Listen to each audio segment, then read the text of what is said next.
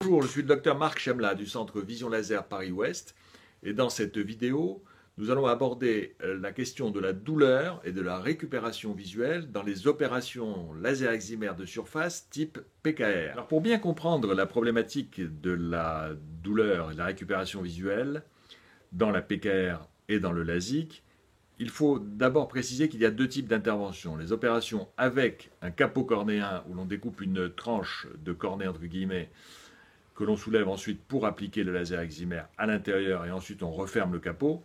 Et ensuite, il y a les opérations de surface type PKR, chez nous la trans-PKR, où là, il n'y a pas de découpe préalable du volet cornéen, donc de ce côté-là, c'est plus sécurisant, et le laser excimer se fait en surface. Paradoxalement, bien qu'il n'y a pas de découpe, on aurait pu s'attendre à ce que ce soit plus rapide et plus simple. Bien qu'il n'y a pas de découpe, c'est certes plus sécurisant, mais ça fait plus mal dans les 24 premières heures et la récupération visuelle est plus longue. C'est ce que nous allons voir plus en détail. La douleur est la principale complication des lasers de surface, de la PKR et autres opérations de laser excimer de surface. Cette douleur commence généralement, ce n'est pas l'opération elle-même qui est douloureuse, l'opération est indolore. La douleur est en post-opératoire, elle commence généralement au bout d'une heure après l'intervention, elle va être maximale au bout d'une dizaine d'heures, et elle va ensuite diminuer progressivement, elle disparaît généralement en 24-48 heures maximum. C'est vraiment la première nuit qui est pénible. Ça fait une impression de grains de sable, de chaleur, de cuisson, de brûlure.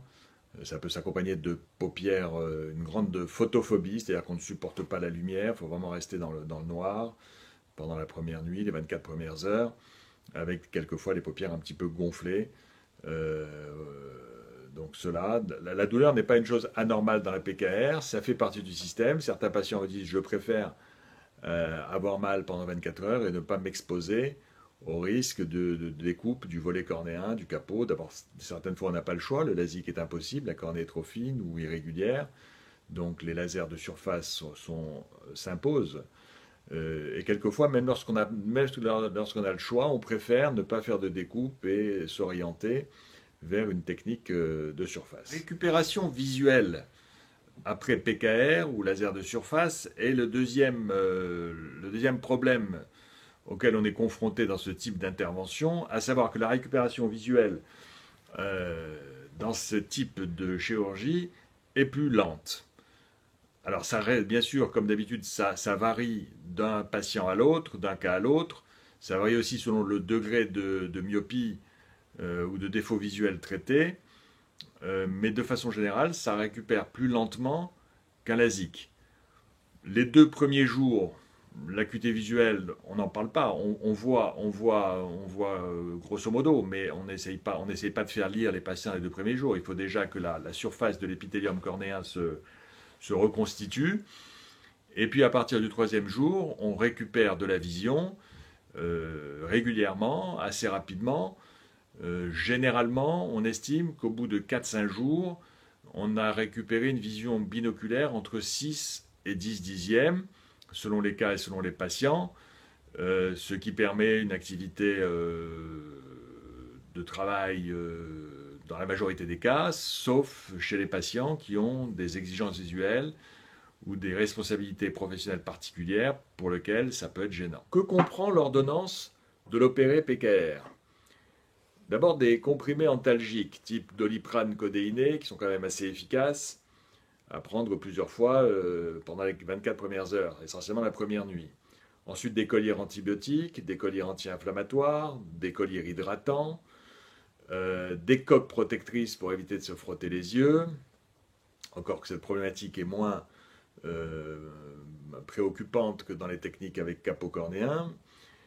Il faut aussi des lunettes teintées, anti-UV, efficaces, en cas d'exposition solaire. Et nous prescrivons volontiers un masque réfrigérant que l'on place dans le compartiment freezer et qu'ensuite on applique régulièrement sur le front et les yeux la première nuit et qui soulage quand même bien les patients. Alors la trans-PKR est une amélioration récente que nous proposons au Centre Vision Laser Paris-Ouest de la PKR. C'est une PKR évoluée, alors que dans une PKR normale, il faut déjà faire un grattage de l'épithélium cornéen, ce qui constitue une petite manipulation sur l'œil. Là, tout est géré automatiquement par le laser qui fait en un seul temps toutes les différentes phases du traitement, et il n'y a plus aucun contact. C'est vraiment 100% laser et 100% sans contact avec l'œil, ce qui est déjà une première amélioration.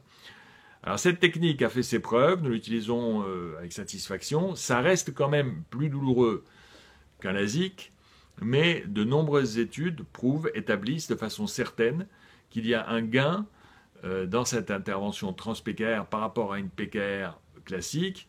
Il y a un gain en termes de douleur post-opératoire. De notre propre expérience, la première nuit va être à peu près aussi douloureuse qu'une PKR, mais ça dure moins longtemps.